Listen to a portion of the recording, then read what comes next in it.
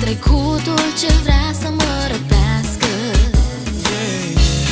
Știu că este greu, așa va fi mereu, până când îmi voi reveni.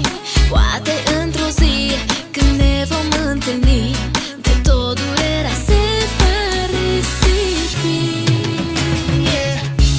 Chiar dacă ai plecat de tot din viața mea, vreau să știi că nu mi-e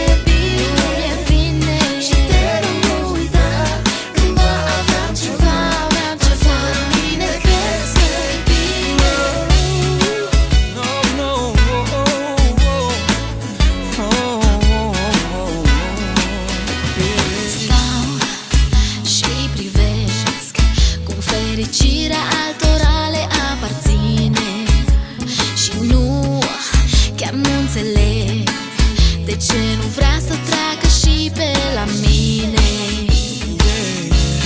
Știu că este greu, așa va fi mereu, până când îmi voi reveni. Poate într-o zi, când ne vom întâlni, de tot durerea se va risipi.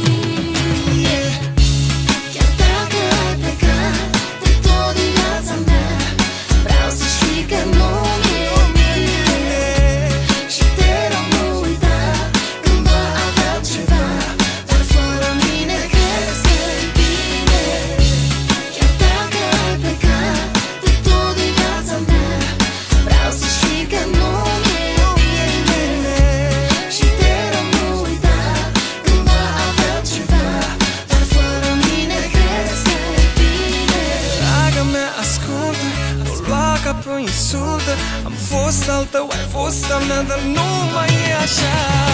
Poate că sunt vinovat, poate că sunt condamnat. Când mă privești, îmi văd de drum, sunt singur acum. No, no, no.